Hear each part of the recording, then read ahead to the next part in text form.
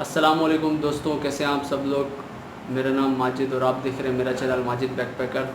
आज की वीडियो बहुत इन्फॉर्मेटिव होने वाली है। मेरे एक दोस्त हैं, उन्होंने रिसेंटली अभी टर्की का वीज़ा अप्लाई किया है, तो उन्होंने मुझे क्वेश्चंस सेंड किए जो कि जब आप जेरिस में जाते हैं टर्की का वीज़ा अप्लाई करने के लिए तो कुछ फॉर्म होता है, उसमें क्वेश्चन लिखे होते हैं जिस पर डिपेंड कर रहा होता है आपका वीज़ा। तो सोचा उस के बारे में एक वीडियो बनाई जाए डिटेल में, ताकि जो लोग अप्लाई करने वाले हैं उन्हें पता हो कि उन क्वेश्चंस का किस तरह जवाब देना है। तो वीडियो स्टार्ट करने से पहले आप सबसे गुजारिश है मेरे चैनल को सब्सक्राइब कर दें जिन्होंने सब्सक्राइब नहीं किया हुआ, और बेल आइकन को दबा दें। मेरा इंस्टाग्राम है माजिद/बैकपैकर, मुझे इंस्टाग्राम पे फॉलो करें। तो स्टार्ट करते हैं वीडियो। आप लोग जब जेरिस जाते हैं टर्की का वीज़ा अप्लाई करने के लिए, तो जेरिस वाले आपको एक फ़ॉर्म देते हैं जिस फॉर्म के ऊपर 20 क्वेश्चंस हैं ऑलमोस्ट जो लिखे होते हैं। उन क्वेश्चंस को डिटेल में शेयर करेंगे और क्या आंसर देने हैं उसका मैं आपको बताऊंगा, क्योंकि मैं टर्की विज़िट कर चुका हूं और मैं इस पूरे मरहले से गुज़र चुका हूं, तो अपना एक्सपीरियंस भी शेयर करता रहूँगा। तो स्टार्ट करते हैं वीडियो। मैंने वो सारे क्वेश्चंस अपने पास लिख लिए हैं, तो मैं आपके साथ शेयर करता हूँ। पहला जो क्वेश्चन होता है उसमें लिखा होता है कैन यू स्पीक इंग्लिश। इसमें ज़ाहिर सी बात है आप यस लिखेंगे। एक अच्छा इंप्रेशन पड़ना चाहिए। अगर आप नो लिखेंगे वो भी सोचेंगे कि ट्रैवल करना चाह रहा है हमारी कंट्री, तो इसको इंग्लिश नहीं आती, लोगों के साथ किस तरह बात करेगा। ज़रूरी ये है कि आप इसमें यस लिखें और आपको इतनी इंग्लिश आनी चाहिए कि आप कम्युनिकेशन कर सकें किसी न किसी के साथ। उसके बाद इसमें इन्होंने दूसरा क्वेश्चन जो पूछा हुआ है वो है what is your present occupation along with detail. इसका आंसर मतलब वो आपसे ये पूछना चाह रहे हैं कि आपकी अभी क्या कहते हैं, आप क्या काम कर रहे हैं, जॉब कर रहे हैं, बिज़नेस कर रहे हैं, क्या कर रहे हैं, स्टूडेंट हैं तो उसको डिटेल में आपने बताना है कि अगर आप बिज़नेस कर रहे हैं तो उसको बता दें, जॉब कर रहे हैं तो किस तरह की जॉब है, कहाँ पे काम कर रहे हैं, स्टूडेंट हैं तो क्या स्टडी कर रहे हैं। इसके बाद थर्ड क्वेश्चन है स्टूडेंट्स से रिलेटेड है what studies have you completed और करंटली स्टडिंग एजुकेशन इन्फो। आप क्या स्टडी कर चुके हैं और क्या कर रहे हैं, उसको इन्फॉर्मेशन में बताना है कि क्या है। जो भी आप पढ़ रहे हुए उसके बारे में डिटेल आप लिख सकते हैं, क्योंकि अगर आप स्टूडेंट हैं तो ज़ाहिर सी बात है आपने डॉक्यूमेंट्स भी लगाए होंगे अपने स्टूडेंट्स के, तो उसके बारे में ही आपसे पूछा गया है। उसके बाद फोर्थ क्वेश्चन है आर यू मैरिड। शादीशुदा हैं तो यस, और अगर नहीं है तो नो। उसके बाद फिफ्थ क्वेश्चन है do you have children, if yes please state their gender and age. इसमें वो आपसे पूछ रहे हैं कि अगर आप के बच्चे हैं, अगर आप शादीशुदा हैं, ऊपर सवाल पूछा गया था, आपने अगर नो लिख दिया तो यहाँ पे आपको जवाब देने की ज़रूरत ही नहीं है। तो इसमें सिंपली आप लिख सकते हैं कि मैं मैरिड ही नहीं हूँ। और अगर आप शादीशुदा हैं और आपके बच्चे हैं तो उसके बारे में पूछा गया है कि उनका जेंडर क्या है, लड़का है लड़की है, और एज क्या है, ये पूछा गया इसमें सिंपली। सिक्स्थ क्वेश्चन है आर यू गोइंग अलोन और विद योर फैमिली। इसमें वो आपसे पूछ रहे हैं कि आप अकेले जाना चाह रहे हैं या फैमिली के साथ जाना चाह रहे हैं। इस क्वेश्चन के अंदर आपने उनको जवाब भी देना है और रीज़न भी बताना है। अगर आप अकेले जाना चाह रहे हैं तो आप उसमें बता दें कि आप अकेले क्यों जाना चाह रहे हैं, लिख दें। जिस तरह मैंने लिखा कि भाई मैं भाई के साथ जाना चाह रहा हूँ, हम दोनों साथ ट्रैवल करना चाह रहे हैं, पहले भी हमने साथ ट्रैवल किया है। और अगर फैमिली के साथ आप जाना चाह रहे हैं उसमें डिटेल में लिख दें फैमिली के साथ जा रहा हूँ। अगर अकेले जा रहे हैं तो आप बता दें उनको कि मैं पहले भी अकेले ट्रैवल कर चुका हूँ इसलिए अकेला जा रहा हूँ। इसमें रीज़न भी देना है और आंसर भी देना है। उसके बाद सेवन्थ क्वेश्चन आपका आ जाता है प्लीज़ स्पेसिफाई पर्पस ऑफ तुर्की। आपको बताना है कि आपका पर्पस क्या है टर्की जाने के लिए। तो मैंने इसमें लिखा था कि हम विज़िट पे जाना चाह रहे हैं टर्की। इससे पहले भी मैं 3 कंट्रीज़ विज़िट कर चुका हूँ, तो हम विज़िट पे जा रहे हैं। आप भी इसमें बता सकते हैं कि आपने विज़िट पे जाना है, तो आप विज़िट के बारे में लिखेंगे मेक श्योर बिल्कुल। तो इसमें ये पूछा गया है। उसके बाद 8th क्वेश्चन है what do you know about Turkey. आप टर्की के बारे में क्या जानते हैं। ये एक ऐसा क्वेश्चन है, काफ़ी सारे लोग जो होते हैं वो इसमें लिख देते हैं कि टर्की इस तरह कुछ, काफ़ी सारे लोग टर्की ड्रामा से बहुत मुतासर होते हैं, वो लिख देते हैं कि उसमें उन्होंने जगहें देखी होती हैं, लिख दिया हाया सोफिया, ब्लू मोस, गलाटा टावर, ओर्ताकोय, वॉस्पोरस, इस बिस्ताक्स, इस तरह की जगहें सारी लिख दी, इस्तकलाल स्ट्रीट, तकसीम स्क्वायर।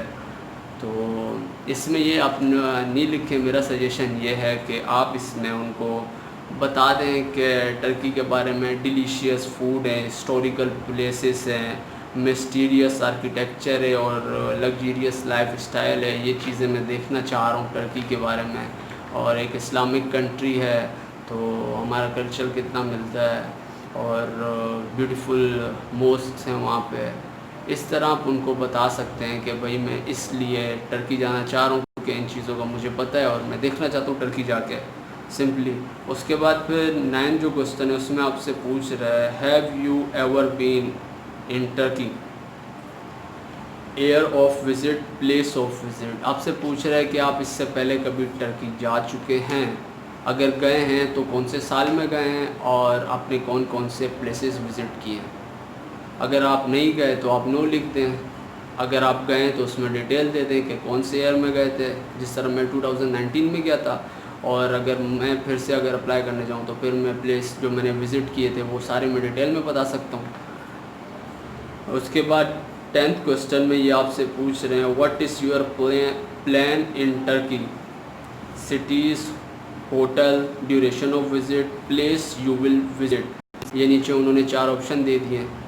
और इस सवाल में वो पूछ रहे हैं कि अगर आप अप्लाई करने जा रहे हैं वीज़ा तो आपका कि आपने टर्की जाना है, कौन सा सिटी विज़िट करना है, क्या होटल रखा है, कितने दिन रहना है वहाँ पे, और कौन कौन से प्लेसेस विज़िट करने हैं।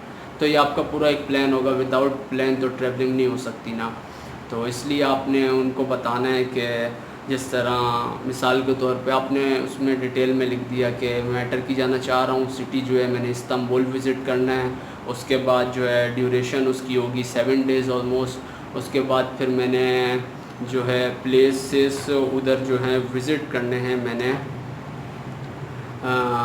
इस्तांबुल के अंदर आपने लिख दिया ब्लू मोस देखना है, आया सोफिया देखना है, गलाटा टावर जाना है, इस्तकलाल स्ट्रीट, तकसीम स्क्वायर, जो भी आपको पता हो जो आपने विज़िट करने हो प्लेसेस वो आप लिख सकते हैं। और होटल जो आपकी जो बुकिंग वगैरह होगी आप उसके हिसाब से बता सकते हैं कि मैं इस होटल में रहूँगा, होटल इन में रहूँगा, जो भी आपका होटल हो उसके बारे में आप इसमें डिटेल में लिख सकते हैं। ठीक है। उसके बाद 11 जो क्वेश्चन है उसमें ये पूछ रहे हैं do you have any family member और friends living in Turkey, if yes then please which city they are living, how long, also provide their Turkish permit and contact detail. इसमें वो आपसे पूछ रहा है कि आपका कोई फैमिली मेम्बर या फ्रेंड जो है वो टर्की में रहता है, अगर रहता है तो कब से रह रहा है, और अगर उनके पास जो है वो टर्किश परमिट है और कॉन्टैक्ट डिटेल हैं उनकी तो वो शेयर करें। अगर नहीं रह रहा तो सिंपली आपने लिखना है नो, कि हमारा कोई भी ऐसा रिलेटिव या कोई फैमिली मेम्बर जो है या कोई फ्रेंड जो है वो टर्की में नहीं रह रहा। और 12th क्वेश्चन में आपसे पूछ रहा है do you have any family member who have Turkish passport, मतलब अगर आपका कोई फैमिली मेम्बर है जिसके पास टर्किश पासपोर्ट होगा तो उसके बारे में डिटेल पूछ रहा है ये। अगर है तो लिख दें, डिटेल बता दें उसकी, और अगर नहीं है तो सिंपली नो लिख दें। उसके बाद ये 13 क्वेश्चन में पूछ रहे हैं are you going to stay just in Turkey और do you intend to visit another country. आप खाली टर्की जाना चाह रहे हैं या टर्की के बाद आपने कहीं और जाना है। तो इसमें अगर आप खाली टर्की विज़िट कर रहे हैं तो आप टर्की का ही लिखें। अगर आपने टर्की से किसी और कंट्री जाना है तो आप वहाँ की भी डिटेल लिख सकते हैं कि भाई मैं टर्की विज़िट करने के बाद 2 दिन बाद 3 दिन बाद कतर चला जाऊँगा या अज़रबैजान चला जाऊँगा, या किसी यूरोपियन कंट्री अगर आप जा रहे हैं आपके पास शेंजन वीज़ा है तो आप शेंजन वीज़ा पे तो वैसे ही टर्की का वीज़ा जो है वो ई वीज़ा हो जाता है, उस पर इतने सवाल जवाब नहीं है। अगर आप लिखते हैं कतर जा रहा हूँ या किसी और कंट्री जा रहा हूँ तो इस तरह आप बता सकते हैं। अगर नहीं जा रहे तो आप सिंपली लिखेंगे कि नहीं हम खाली टर्की विज़िट करना चाह रहे हैं। उसके बाद 14 क्वेश्चन है, इसमें ये पूछ रहे if you have visit Turkey before did you face any difficulty at the entry point और any other problem you would like to address which you would like to address। इसमें वो आपसे पूछ रहे हैं आपने पहले अगर टर्की विज़िट किया है तो एंट्री पॉइंट पे या फिर किसी भी मकाम पे अगर आपको कोई प्रॉब्लम हुई है तो आप उसको बताना चाहते हैं। तो होता है बाज़ औक़ात आप किसी कंट्री विज़िट करने जा रहे होते हैं, वो आपको डिपोर्ट कर देते हैं या प्रॉब्लम होती है आपको इमिग्रेशन पे या कंट्री में टूर करते हुए किसी भी टाइम, तो आप वो एड्रेस कर सकते हैं, लिख सकते हैं। अगर कुछ नहीं हुआ तो आप उसमें लिखते हैं कि कुछ भी हमारे साथ कोई ऐसी सिचुएशन पेश नहीं है। तो उसके बाद जो है आपका क्वेश्चन है 15, if you have previous obtain a Turkey visa but have not issued it provide the reason why not using the visa. इसमें वो आपसे पूछ रहा अगर आपको पहले टर्की का वीज़ा मिला है और आप उसको यूज़ नहीं कर सके तो रीज़न देने आप क्यों नहीं यूज़ कर सकते। ये एक मेजर पॉइंट है, जितने भी लोग दोस्त होते हैं जिनका वीज़ा लगता है उनको विज़िट करने चाहिए वो कंट्रीज़। बिकॉज एक मेरा दोस्त है, उसने साइप्रस का वीज़ा अप्लाई किया, उसका वीज़ा लग गया, वो नहीं जा सका वहाँ पे। उसके बाद उसने फिर अप्लाई किया, एम्बेसी ने उसका वीज़ा रिजेक्ट कर दिया, फिर उसके बाद फिर अप्लाई किया, फिर रिजेक्ट कर दिया। और जब सेकंड टाइम रिजेक्ट हुआ उसने एम्बेसी को मेल की कि ऐसा क्यों हो रहा है मेरे साथ। उन्होंने बोला आपने रीज़न नहीं दिया, आपको हमने एक बार वीज़ा दिया था और आपने वो वीज़ा यूज़ नहीं किया, तो आप लाजमी रीज़न बताएं कि आप क्यों नहीं जा सके। कोई प्रॉब्लम्स थी, business problem, job problem, study problem, जो भी XYZ हो आप उसमें मेंशन करें। फैमिली इश्यूज़ कुछ भी आप उसमें बताएं कि मैं इस वजह से वीज़ा यूज़ नहीं कर सका, लेकिन ज़रूरी है कि आप वीज़ा यूज़ किया करें। जैसे आपका वीज़ा लगा करें एटलीस्ट उसको यूज़ करना चाहिए आपको।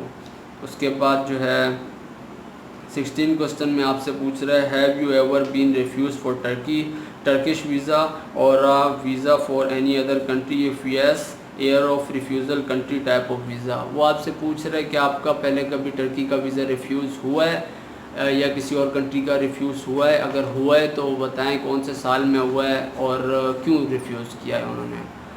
उसके बाद आपसे इसमें आप रीज़न बता सकते हैं, अगर नहीं हुआ तो नो, अगर हुआ है तो कब हुआ है, कौन सी कंट्री का हुआ है, आप इसमें लिख दीजिएगा। और 17 क्वेश्चन में ये आपसे पूछ रहा है have you ever been in Europe USA UK। आप कभी यूरोप USA UK गए हैं? अगर गए यस, और अगर नहीं गए तो नो, सिंपल।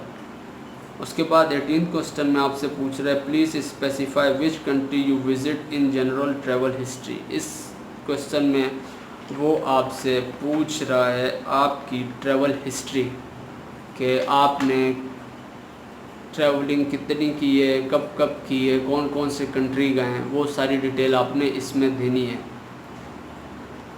इसके बाद आपसे 19 क्वेश्चन में वो पूछ रहा है कि who will bear the cost of your travel if you have a sponsor, give us detail information about your sponsor and why they are sponsor you. इसमें आपने बताना है कि वो आपसे पूछ रहे हैं कि आपके जो पूरा टूर है इसकी कॉस्ट कौन उठा रहा है। अगर आपके पास कोई स्पॉन्सर है, जैसे होता है कि फ़ादर बेयर कर रहे होते हैं एक्सपेंसेस, तो उसकी डिटेल देनी है कि कौन है, क्यों कर रहा है, सारी डिटेल। कि अगर फ़ादर हैं तो उसमें बताने कि फ़ादर स्पॉन्सर कर रहे हैं, मैं स्टूडेंट हूँ इसलिए स्पॉन्सर कर रहे हैं मेरे फादर, सारा इसमें स्पॉन्सर का बताना है सारा। और 20 क्वेश्चन जो इसका लास्ट क्वेश्चन है उसमें ये पूछ रहा हमें अपॉर्चुनिटी दे रहा है कि एनी एक्स्ट्रा कमेंट या गिव सजेशन।